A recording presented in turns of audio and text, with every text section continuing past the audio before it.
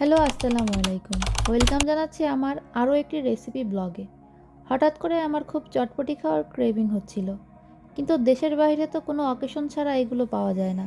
আর চটপটি তৈরির মোটামুটি সব ইনগ্রিডিয়েন্টসগুলোই বাসায় ছিল, তাই ভাবলাম বাসায় তৈরি করে ফেলি। চলুন তাহলে রেসিপিটা আপনাদের সাথে শেয়ার করি।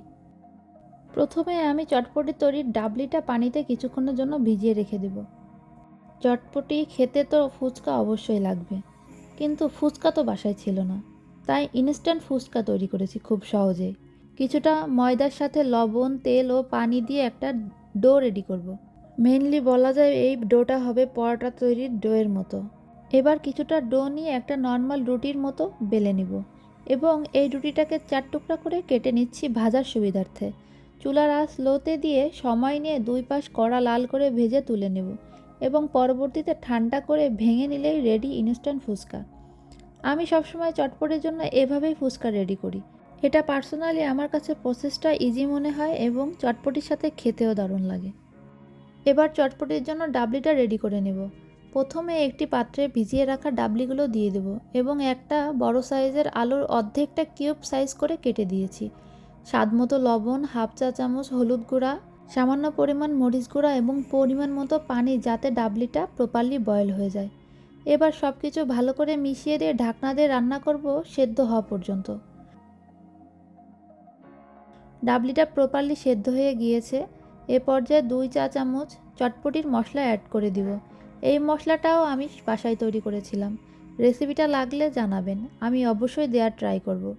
এবার 2 থেকে 3 মিনিট ফুটিয়ে নেব এবং এর মধ্যে রেডি হয়ে গেছে আমাদের চটপটির ডাবলিটা। এবার তেঁতুলের টকটা রেডি করব। আমি আমার প্রয়োজন মতো তেঁতুল নিয়েছি এবং এটাকে পানিতে ভিজিয়ে রেখে তেঁতুলের পিউরিটা বের করে নিয়েছি। এবার এর মধ্যে অ্যাড করব স্বাদমতো লবণ, হাফ চা চামচ চিনি, হাফ চা চামচ চটপটির মশলা এবং কিছুটা ধনিয়া পাতা কুচি দিয়ে ভালোভাবে মিশিয়ে নিয়েছি। আমি অফ ক্যামেরাতে চটপটির জন্য শসা, পেঁয়াজ, টমেটো, মরিচ, যাবতীয় সব ইনগ্রিডিয়েন্টসগুলো রেডি করে নিয়েছি। এবার পরিবেশনের পালা। চটপটি খাওয়ার জন্য সকল ইনগ্রিডিয়েন্টসগুলো আমি সুন্দরভাবে রেডি করে নিচ্ছি। ভয়েস দিতে গিয়ে দেখে আবারও লোভ লাগছে। আমি সাজিয়ে গুছিয়ে খেতে অনেক বেশি পছন্দ করি। এতে খাবারের স্বাদ ও খাওয়ার ইচ্ছাটাকে দ্বিগুণ বাড়িয়ে দেয়। আমার মতো কে কে চটপটি খেতে খুব বেশি পছন্দ করেন, কমেন্টের মাধ্যমে অবশ্যই জানাবেন। এক বাটি চটপটি সাজিয়ে নেব আমার জন্য। প্রথমে একটি বাটিতে কিছুটা পরিমাণ চটপটির ডাবলিটা নিয়ে নেব। এবার অল্প পরিমাণে একে একে এর মধ্যে দিয়ে দেব পেঁয়াজ কুচি, টমেটো কুচি, শসা কুচি, গাজর কুচি, কাঁচামরিচ কুচি, স্লাইস করা ডিম, ধনিয়া পাতা কুচি এবং সর্বশেষ দিয়ে দিব গুঁড়ি করা ফুচকাগুলো।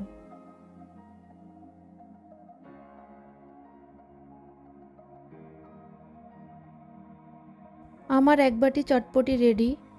আহা, দেখতে কতই না সুন্দর লাগছে। এবার অ্যাড করব টেস্টি চটপটির মেইন ইনগ্রিডিয়েন্টস, তেঁতুল টক।